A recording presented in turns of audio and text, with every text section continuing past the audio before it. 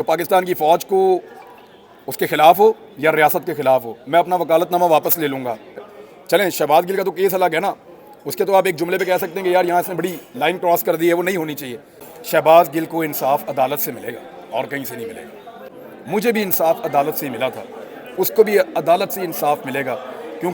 जिन लोगों का आज वो ताल्लुकात इंजॉय कर रहे हैं ना, ये कल आंखों के तारे दिन में तारे दिखाएंगे, आप देखेंगे इंशाल्लाह। आप बनाते हैं ना, ताकतवर जब कमज़ोर को दबाता है तो उसके लिए आप कानून बनाते हैं। अगर ताकतवरों के खिलाफ आपका कानून काम नहीं कर रहा और कमज़ोर को दबा रहा है, उसको मार रहा है, उस पर टॉर्चर कर रहा है और उसको मौत के मुंह में ले गया है, तो फिर आप रिव्यू कीजिए, आपकी पॉलिसी ठीक नहीं है। सुबह फांसी दे दें उन सारों को जिन्होंने आज तक तौहीन की है, लेकिन सारों को इकट्ठे फांसी दें। हम भी देखें ना, जिन्होंने पहले किया उनके साथ आपने क्या किया और जिन्होंने अब किया उनके साथ आपने क्या किया। ये कंटेस्टेबल केस है, वकला ये कहते हैं। चलें, वो लड़ देंगे, अपना केस देखेंगे, शहबाज गिल बाहर आता है नहीं आता। लेकिन मेरा सवाल ये है कि इससे ज़्यादा जहरीला प्रोपेगेंडा करने वाले लोग अगर बाहर हैं तो क्यों हैं? सवाल मेरा ये है, क्या आपने उनके साथ ऐसा सलूक किया? नहीं किया। मेरे ऊपर इन्होंने बगावत का मुकदमा बनाया, गद्दारी के मुकदमे बनाए। मेरे वकील ने अदालत में इस बात पे चैलेंज किया था, एक इसका ऐसा स्टेटमेंट निकाल कर ले आए जो पाकिस्तान की फ़ौज को उसके ख़िलाफ़ हो या रियासत के ख़िलाफ़ हो, मैं अपना वकालतनामा वापस ले लूँगा। और उसने जज साहब को ये भी कहा था कि इसको फिर आपने फांसी देनी है, क्योंकि ये इस तमगे के साथ ज़िंदा नहीं रहेगा और मुझे भी इसकी ज़रूरत नहीं है, वो मेरा बचपन का दोस्त है। तो बात ये है कि झूठा इल्ज़ाम लगाकर किसी को आप फंसा लें और कहें कि ये बागी है, जैसे मेरे साथ किया, जैसे अरशद शरीफ के साथ हो रहा है, जैसा साबिर शाकिर के साथ हो रहा है।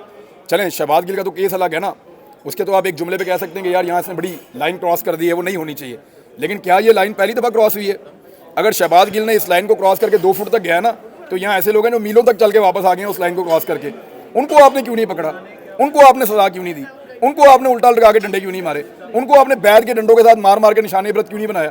वो आज वेंटिलेटर के ऊपर अस्पतालों में क्यों नहीं पड़े हुए? सवाल तो हम पूछेंगे ना, इतनी सी बात है। अच्छा, मुझे याद रखना, मैं आपको एक बात बड़ी क्लियर कर दूँ, शहबाज गिल को इंसाफ अदालत से मिलेगा और कहीं से नहीं मिलेगा। आप लाख शिकवे करें, लाख गिले करें, लाख आप एतराज़ करें, मुझे भी इंसाफ अदालत से ही मिला था, उसको भी अदालत से इंसाफ मिलेगा। क्योंकि मेरा इस पूरे एपिसोड के अंदर एक चीज़ का तजुर्बा हो गया है कि पाकिस्तान में अदालत के अलावा आपके पास कोई ऑप्शन नहीं होता। अदालत के लिए आप दुआ करते रहें और कोशिश करते रहें जितनी आप अपनी अदालतों को सपोर्ट करें, जितना आप अपनी अदालत को सपोर्ट करेंगे वो उतना ज़्यादा प्रेशर ले पाएंगे और उतने अच्छे फ़ैसले करेंगे। और मुझे भी सपोर्ट वहीं से मिली थी, मुझे भी रिलीफ वहीं से मिला था, इंसाफ वहीं से मिला था। शहबाज गिल को भी मैं उम्मीद करता हूँ कि इंसाफ वहीं से मिलेगा। ठीक है। अच्छा ना, देखें, मैं आंख का तारा हुआ करता था, आजकल कोई और लोग आंख के तारे हैं।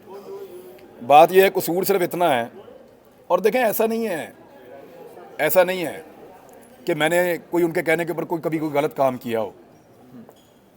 जिन लोगों का आज वो ताल्लुकात इंजॉय कर रहे हैं ना, ये कल आंखों के तारे दिन में तारे दिखाएंगे, आप देखेंगे इंशाल्लाह, और ये हम खुद इसका विटनेस होंगे। मैंने उस दौर में भी जो भी किया अपनी मर्ज़ी से किया। अगर मुझे किसी ने कोई वीडियो दिखाई, कोई सबूत दिखाए, कोई ऑडियो दिखाई, कोई फाइल दिखाई, मैंने उसको पढ़ा, उस पर रिसर्च की, अपना टाइम लिया। 2-2, 3-3 महीने के बाद मैंने पहले अपने आप को कायल किया और उसके बाद फिर मैंने एक नैरेटिव के ऊपर काम शुरू किया जो मुझे लगा ठीक है मेरे मुल्क के लिए। मैंने ऐसा नहीं हुआ कि मुझे आज कोई चीज़ दे दी और उसी वक्त मैं शुरू हो गया, नहीं, मैंने पहले भी टाइम लिया था, मैं अब भी टाइम लूँगा। ऐसा नहीं हो सकता कि आप अचानक कहें कि अब ये तमाशे वाले बंदर तो नहीं है ना लोग, या कोई पुतली तमाशा तो नहीं है कि आपने इधर वाली डोरी खींची और बंदे की ये वाली टांग ऊपर हो गई और ये वाली डोरी खींची तो हाथ उठ के जो है वो सर के ऊपर चला गया। ऐसा नहीं होगा। ये दिमाग वाले लोग हैं, ये सोचेंगे, एनालिसिस करेंगे, फ़ैसला करेंगे, उसके मुताबिक फिर अपनी राय कायम करेंगे और फिर अपनी जर्नलिज्म को आगे बढ़ाएंगे। अब मेरा कसूर ये है कि मैं एकदम यस सर ना पहले कहता था तो ना अब कहता हूँ, और मेरा जो सोचने का नज़रिया है वो बहुत ताकतवर लोगों के सोचने के नज़रिए के साथ सिंक नहीं कर रहा for the time being. India के मामले पे हमारा नज़रिया बड़ा सिंक करता है, कश्मीर के मामले पे हमारा सोच बहुत सिंक करती है, और पाकिस्तान को आगे बढ़ाना है, पाकिस्तान की तरक्की के मामले पे हमारी सोच बड़ी सिंक करती है। बेशुमार चीज़ों पे हमारी सोच जो है वो सिंक करती है आपस में, बड़ी अच्छी बात है। लेकिन करप्ट टोला मुल्क को चलाएगा, यहाँ पे हमारी सोच सिंक नहीं कर रही, तो उसको ज़बरदस्ती करवाया तो नहीं जा सकता ना। ठीक है। अच्छा, सोचने का टाइम गुजर गया था मेरे भाई, सोचने, या तो सोच लो या काम कर लो। अब ये नहीं वो ये तो आप क्या सोचेंगे, हर एक की एक लिमिट होती है, यानी मेरी फैमिली की भी एक लिमिट है, मेरी भी एक लिमिट है, सबकी एक लिमिट है। मैं एक बात का तो आपको यकीन दिलाता हूँ, मौक़िफ़ बदलने से बेहतर है फिर मैं चुप कर जाऊँगा, बोलना बंद कर दूँगा। यहाँ आप लोगों को ऑन रिकॉर्ड भी मैं बता देता हूँ, मुझे ये बात भी पहुँचाई गई है कि इस दफ़ा अगर तुझे पकड़ेंगे तेरी ज़बान ख़राब कर देंगे, तो फिर तू बोल नहीं सकेगा। अब ये बात मेरे तक पहुँचाई गई है बाकायदा, तो वैसे भी फिर बोलना बंद ही हो जाएगा।